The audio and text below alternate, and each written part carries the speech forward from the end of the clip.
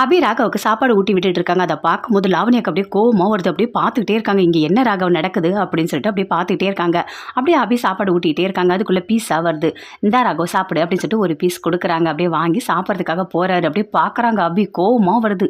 அப்படியே ராகவ் காது கிட்ட போய் சொல்கிறாங்க, இங்கே பாருங்கள், இந்த பீஸாவை நீங்கள் சாப்பிடக்கூடாது அப்படின்னு சொல்லிட்டு, நீங்கள் மட்டும் சாப்பிட்டீங்க 8 மாதம் தான் நான் இருக்கணும்னு சொன்னீங்க, அதை ஃபுல்லாக போஸ்டர் அடித்து இந்த ஆஃபீஸ் ஃபுல்லாக ஒட்டிடுவேன். என்ன ஒட்ட மாட்டேன்னு நினைக்கிறீங்களா? கண்டிப்பாக நான் பண்ணுவேன். பீஸாவை கீழே வைங்க அப்படின்னு சொல்லிட்டு அப்படியே காதில் சொல்கிறாங்க அபி. அதே மாதிரி அப்படியே பீஸா வச்சிடுறாரு.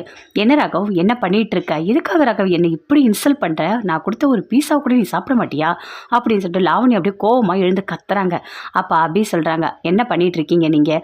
புருஷன் பொண்டாட்டி 2 பேரும் சேர்ந்து சாப்பிட்டுட்டு இருக்கோம். இப்போ நீங்கள் எதுக்கு தேவையில்லாத நடுவில் பூந்து இதை சாப்பிடு அதை சாப்பிடு எதுக்காக நீங்கள் சொல்லிட்டு இருக்கீங்க அப்படின்னு சொல்லிட்டு அபி அப்படி கத்துறாங்க. இங்கே பாருங்கள் லாவண்யா, உங்களை பார்க்கறதுக்கு ரொம்ப அழகாக இருக்கீங்க. நீங்கள் ஒரு நல்லவராக பார்த்து நீங்கள் கல்யாணம் பண்ணிக்கோங்க. கல்யாணம் பண்ணிக்கிட்டு அவருக்கு பீஸா கொடுங்க, இல்லை பீஸா கடையே கொடுங்க. நான் உங்களை ஒன்றும் சொல்ல மாட்டேன். ஆனால் இவருக்கு நீங்கள் கொடுக்க வேண்டாம், இவருக்கு ஒத்துக்காதுன்னு நான் சொல்கிறேன் அப்படின்னு சொல்லிட்டு அபி சொல்கிறாங்க. அப்படியே கோவமாக வருது லாவண்யாவுக்கு. அங்கேருந்து அப்படியே கோவமாக போகிறாங்க. அப்படியே அபி சாப்பாடு ஊட்டிக்கிட்டே சொல்கிறாங்க, என்ன பண்ணிட்டு இருக்கீங்க? ஏற்கனவே லவ்வர் ஒன்று, பாட்டிக்காக என்ன கல்யாணம் பண்ணியிருக்கீங்க, அடுத்தது சைடில் ஒன்று வேறியா அப்படின்னு சொல்லிட்டு மனசுக்குள்ளேயே அப்படி நினைக்கிறாங்க. ஏன் இப்படி லாவண்யாவை பண்ணுற அப்படின்னு சொல்லிட்டு பயங்கர கோவமாக ராகவ் கேட்குறாரு. ஒரே ஒரு பீஸ் அதனை சாப்பிட்டா என்ன ஆகிட போகுது அப்படின்னு சொல்கிறாரு. இங்கே பாருங்கள், சாப்பிடக்கூடாதுன்னா கூடாது, புரியுதா? 8 மாதத்தில் நான் போயிடுவேன். நான் போயிட்டு உடனே சைடில் ஒன்று செட் பண்ணிவிட்டு சந்தோஷமாக வாழ்ந்தலான்னு மட்டும் நினைக்காதீங்க. கண்டிப்பாக நான் விடவே மாட்டேன் அப்படின்னு சொல்லிட்டு அப்படியே கோவமாக பேசிகிட்டு இருக்காங்க. எனக்கு சாப்பாடு போதும் அப்படின்னு ராகவ் சொல்கிறாரு. அப்படியே எடுத்துக்கிட்டு அங்கேருந்து போகிறாங்க. ராகவ் அபி கிட்ட கேட்குறாரு, எதுக்காக நீ லாவண்யாவை இப்படி பண்ணிட்டு இருக்க? எதுக்காக இப்படி பண்ணுற? ஒரு பீஸா சாப்பிட்டா என்ன ஆகிட போகுது அப்படின்னு கேட்குறாரு. அதை கேட்டோன்னே அபி சொல்கிறாங்க, இங்கே பாருங்கள், நீங்கள் பீஸா சாப்பிடக்கூடாது. என்ன 8 மாதம் தான் இருக்குது, நான் போயிடுவேன். அதனால் சைடில் ஒன்று செட் பண்ணிவிட்டு சந்தோஷமாக வாழ்ந்தலாம்னு நினைக்கிறீங்களா? நான் விடவே மாட்டேன். நான் இருக்க வரைக்கும் அப்படி விட மாட்டேன் அப்படின்னு சொல்லிட்டு அபி கோவமாக சொல்கிறாங்க. எனக்கு சாப்பாடு போதும் அப்படின்னு சொல்லிட்டு ராகவ் சொல்கிறாரு. ஓகே, நான் கிளம்புறேன் அப்படின்னு சொல்லிட்டு அங்கேருந்து அபி கிளம்புறாங்க. போகிறாங்க. போயிட்டு குட்டி பாஸ் ரூமை பார்க்குறாங்க. என்ன குட்டி பாஸ், இப்போ நான் பார்த்தேன் நீங்கள் இல்லையே அப்படின்னு சொல்லிட்டு கேட்குறாங்க. இல்லை, நான் வந்துட்டு ஒரு கிளைண்ட் மீட்டிங் நான் போயிருந்தேன் அப்படின்னு சொல்கிறாரு. ஓ அப்படியா, நீங்கள் இல்லைன்னு சொல்லிட்டு நான் ராகவுக்கு சாப்பாடு கொடுத்துட்டேன், உங்களுக்கு சாப்பாடு எடுத்துகிட்டு வந்திருக்கேன், நீங்கள் சாப்பிட்றீங்களா அப்படின்னு சொல்லிட்டு அபி கேட்குறாங்க. இல்லை வேண்டாம், நான் மீட்டிங் முடிச்சுட்டு அங்கேயே நான் லஞ்சம் முடிச்சிட்டேன் அப்படின்னு சொல்கிறாரு. உட்காந்து பேசிகிட்டே இருக்காங்க. அதுக்குள்ளே ஒருத்தர் வராரு. மித்திரன் வந்தோடனே உள்ளே வாங்க அப்படின்னு சொல்லிட்டு கூப்பிடுறாரு. இல்லை குட்டி பாஸ், டைம் ஆயிடுச்சு, நான் கிளம்புறேன் அப்படின்னு சொல்லிட்டு அபி சொல்கிறாங்க. இல்லை அபி இருங்க, ஒன்றும் ப்ராப்ளம் இல்லை அப்படின்னு சொல்லிட்டு ஆகாஷ் சொல்கிறாரு. வந்து மித்திரன் உட்கார்றாரு. கொஞ்சம் இங்கே பாருங்கள், நான் அந்த ஆர்டர் ரொம்ப எமர்ஜென்சி, எனக்கு கொஞ்சம் முடிச்சு கொடுங்க, உங்கள் அண்ணன் முடிக்க முடியாதுன்னு சொல்லிட்டாரு அப்படின்னு சொல்லிட்டு மித்திரன் சொல்கிறாரு.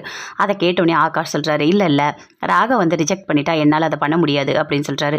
இல்லை ரொம்ப எமர்ஜென்சி, கொஞ்சம் பார்த்து பண்ணி கொடுங்க அப்படின்னு சொல்லிட்டு கேட்குறாரு. அப்போ அபி சொல்கிறாங்க, குட்டி பாஸ் நீங்கள் இந்த ஆர்டரை எடுத்துக்கோங்க, உங்கள் யூனிட் ஃப்ரீயாக இருக்கா? ஆமாம், என்னோட மேனேஜ்மெண்ட்டில் இருக்க யூனிட் ஃப்ரீயாக தான் இருக்குது அப்படின்னு சொல்கிறாரு. அப்போ ஃப்ரீயாக இருந்தால் நீங்கள் பண்ணி கொடுங்க அப்படின்னு சொல்லிட்டு அபி சொல்கிறாங்க. இதை சூப்பராக நீங்கள் பண்ணிவிட்டு நல்ல பேர் எடுங்க அப்படின்னு சொல்கிறாங்க.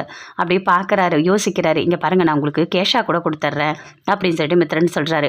இல்லை கேஷை நாங்கள் என்கரேஜ் பண்ணுறது இல்லை, நீங்கள் வந்துட்டு முடிஞ்சவொடனே அக்கௌண்ட்லேயே போட்டுருங்க பணத்தை. சரி, நான் இந்த ஆர்டரை எடுத்துக்கிறேன் அப்படின்னு சொல்லிட்டு ஆகாஷ் சொல்கிறாரு.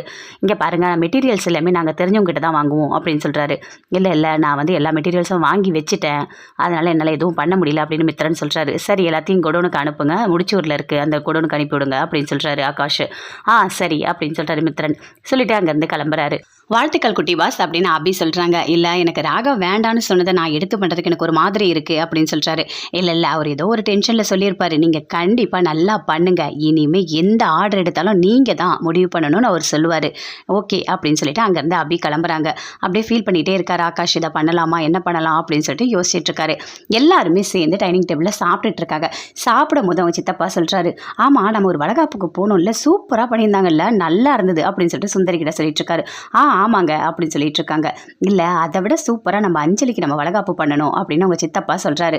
அதை கேட்டோடனே ஆகாஷ் சொல்கிறாரு, ஆமாம் அக்காவுக்கு சூப்பராக பண்ணணும், ஒரு 25 வகை சாப்பாடாவது இருக்கணும் அப்படின்னு சொல்கிறாரு. எல்லாம் நல்லா பண்ணிடலாம் அப்படின்னு சொல்லிட்டு எல்லாருமே சேர்ந்து பேசிகிட்டு இருக்காங்க. அதை கேட்டோடனே அப்படியே முரளிக்கு கோவமாக வருது. எப்படி பேசிகிட்டு இருக்காங்க பற்றியா, பிறக்காத குழந்தைக்கு தங்க தொட்டில் வாங்கி வைப்பாங்க அப்படின்னு சொல்லிட்டு அப்படியே கோவமாக மனசுக்குள்ளே நினச்சிட்டு இருக்காரு. ஆமாம் வளகாப்பு எல்லாமே நல்லா பண்ணணும் அப்படின்னு சொல்லிட்டு அபியும் சொல்லிட்டு இருக்காங்க. அப்போ சுந்தரி கிட்ட சொல்கிறாங்க, அனு என்ன அமைதியாக இருக்க, உனக்கு நடக்கிறது எல்லாமே கெட்டதாக இருக்குது, அதனால் அமைதியாக இருக்கியா அப்படின்னு சொல்லிட்டு கேட்குறாங்க. அதை கேட்டோன்னே அபிக்கு கோவம் அதிகமாக வருது. என்ன பேசிகிட்டு இருக்கீங்க அணுவை அப்படின்னு சொல்லிட்டு கேட்குறாங்க. ஆமாம், அவளுக்கு எல்லாமே கெட்டதாக தான் இருக்குது அப்படின்னு சொல்லிட்டு இருக்காங்க. இங்கே பாருங்கள், அன்னைக்கு தலையில் அப்படியே அந்த தொட்டி விழுந்தது, அதை தான் சொல்கிறீங்களா? இதோ முரளி கிருஷ்ணா காப்பாற்றினார், அதை பற்றி சொல்கிறீங்களா அப்படின்னு சொல்லிட்டு அபி சொல்கிறாங்க. நல்ல வேளை அவர் காப்பாற்றிட்டார்ல. எனக்கு என்னவோ தோணுது, அணு ஆகாஷ் கூடவே இருந்தால் ஆகாஷ்க்கு எதுவுமே நடக்காதுன்னு தோணுது அப்படின்னு சொல்லிட்டு அபி சொல்லிட்டு இருக்காங்க. அப்போ பாட்டி சொல்கிறாங்க, சுந்தரி நீ எதுக்கு தேவையில்லாத இதெல்லாம் பேசிகிட்டு இருக்க, எல்லாம் முடிஞ்சு போச்சு புரியுதா, நம்ம கோயிலில் போய் பரிகாரம் பண்ணிட்டு வந்திருக்கோம், அதனால் ஆகாஷ்க்கு இனிமேல் எதுவுமே ஆகாது, நல்லதே நம்ம நினைப்போம் அப்படின்னு சொல்லிட்டு பாட்டி சொல்லிட்டு இருக்காங்க. அப்போ முரளி யோசிக்கிறாரு, ஆமாம் அவனுக்கு வர கோவத்துக்கு என்ன பட்டதே எனக்கு தெரியல, அன்னைக்கு அவன் தலையில் அப்படியே தொட்டியை போட்டு உடச்சிருக்கணும் அப்படின்னு சொல்லிட்டு முரளி யோசிச்சுட்ருக்காரு. அஞ்சலி சொல்கிறாங்க, இல்லை 2 தம்பிக்கும் நல்லதான் நடக்கும், இனிமேல் எதுவுமே நமக்கு நடக்காது, எல்லாமே நல்லா தான் இருப்போம் அப்படின்னு அஞ்சலி சொல்கிறாங்க. எப்படி பேசுகிறா பாரு, இப்படி பேசியே 2 தம்பியோட வாழ்க்கையும் செட்டில் பண்ணிட்டா, ஆனால் என் வாழ்க்கையை மட்டும் நாசம் பண்ணிட்டா அப்படின்னு சொல்லிட்டு அப்படி முரளி கோவமாக மனசுக்குள்ளேயே நினச்சிட்ருக்காரு. அப்படி கோவமாக இருக்கும்போது அப்படியே பார்க்குறாங்க அப்படியே முரளியே பார்க்குறாங்க. அப்படியே முரளி யோசிக்கிறாரு, இவ எதுக்கு நம்மளை பார்த்து இப்படி முறைச்சிட்ருக்கா அப்படின்னு சொல்லிட்டு அப்படியே கீழே குனிச்சிட்ருக்காரு. எல்லாருமே பேசிகிட்டே இருக்கும்போது பாட்டி சொல்கிறாங்க, இல்லை நான் ரெசார்ட் புக் பண்ணியிருக்கேன், நீங்கள் கொஞ்சம் 2 நாள் போயிட்டு அங்கே இருந்துட்டு வாங்க, கொஞ்சம் ரிலாக்ஸாக இருக்கும் அப்படின்னு சொல்கிறாங்க. அதை கேட்டோடனே ராகவ் சொல்கிறாரு, இல்லை வேண்டாம் பாட்டி, எனக்கு நிறைய ஒர்க் இருக்குது அப்படின்னு சொல்கிறாரு. ஒர்க்கு எப்பயுமே தாண்டா இருக்கும், எல்லாத்தையும் நான் பார்த்துக்கிறேன் அப்படின்னு சித்தப்பா சொல்கிறாரு. நீங்கள் போயிட்டு வாங்க, கொஞ்சம் நல்லா இருக்கும், ஹனிமூன் கூட அனுப்பியிருக்கணும், இன்னும் நீங்கள் போகவே இல்லை, எல்லாமே சேர்த்து போயிட்டு வாங்க, சந்தோஷமாக இருங்க, வாழ்க்கையில் சந்தோஷன்றது ரொம்ப முக்கியம், ஒர்க்கெல்லாம் அப்புறம் பார்த்துக்கலாம் அப்படின்னு அவங்க சித்தப்பா சொல்கிறாரு. ஆகாஷ் சொல்கிறாரு, ஆமாம் நம்ம போகலாம், கண்டிப்பாக ப்ரைவசி வேணும் ராகவ், நம்ம போகலாம் அப்படின்னு சொல்லிட்டு ஆகாஷும் சொல்கிறாரு. அப்படியே அணுவை பார்க்குறாரு. பார்த்துட்டு நீங்கள் எனக்கு ஒரு ஒர்க் இருக்குது, அதை முடிச்ச உடனே கண்டிப்பாக நம்ம போகலாம் அப்படின்னு ஆகாஷ் சொல்கிறாரு. அப்போ முரளி யோசிக்கிறாரு, என்னடா ஒர்க் இருக்கு உனக்கு? அந்த உன்னோட யூனிட்டில் ஒர்க் பண்ணி தரேன்னு சொன்னி அதுவா? கண்டிப்பாக அதை நீ முடிக்கவே மாட்டேன், அதை முடித்தாலும் நீ ரெசார்ட்லாம் போயிட்டு ஹனிமூன் போக மாட்டேன், போலீஸ் ஸ்டேஷன் தான் போவேன், எந்த ஜெயிலில் உன்னை வைக்கணும்னு தான் முடிவு பண்ணணும் அப்படின்னு சொல்லிட்டு முரளி மனசுக்குள்ளேயே அப்படியே பயங்கரமாக திட்டம் போட்டுட்ருக்காரு. அப்போ ஆகாஷ் சொல்கிறாரு, இங்கே பாருங்க அனு, சாப்பாடு எல்லாமே நீங்கள் தான் பண்ணணும் அப்படின்னு சொல்கிறாங்க. எல்லாருமே சேர்ந்து நீங்கள் தான் சமைக்கணும், சூப்பராக பண்ணுறீங்க, கோர்ஸ் எல்லாமே நல்லா முடிக்கிறீங்க, நீங்கள் தான் பண்ணணும் அப்படின்னு சொல்கிறாங்க.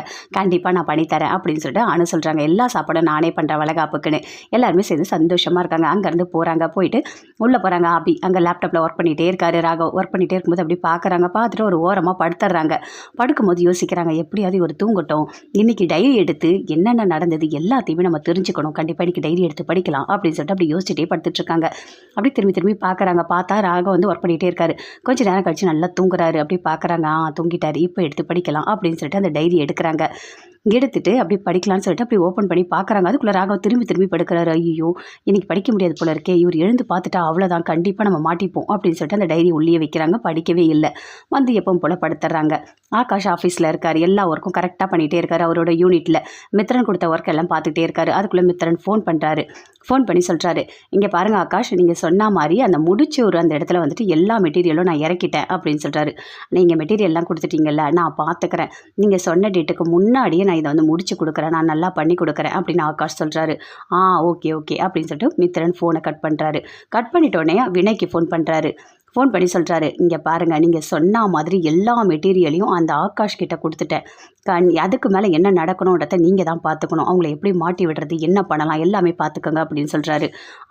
அதெல்லாம் நான் பார்த்துக்கிறேன், கண்டிப்பாக நான் என்ன பண்ணுறேன் அப்படின்னு சொல்லிட்டு வினய் அப்படியே பயங்கரமாக யோசிச்சுட்ருக்காரு. லாவண்யா பயங்கர கோவமாக வீட்டுக்கு போகிறாங்க. வீட்டுக்கு போயிட்டு யோசிக்கிறாங்க, அந்த ஹப்பி நம்மளை நிம்மதியாகவே இருக்க விட மாட்டான். நான் எவ்வளோ லவ் பண்ண தெரியுமா ராகவ கூடவே இருக்கிறது எனக்கு எவ்வளோ சந்தோஷமாக இருக்குது, அவர் கூட சாப்பிட்ணும், அவர் கூடவே இருந்தாலே என் மனசுக்கு அவ்வளோ ஆறுதலாக இருக்குது. ஆனால் அதையும் கெடுக்கிறான் அந்த ஹப்பி.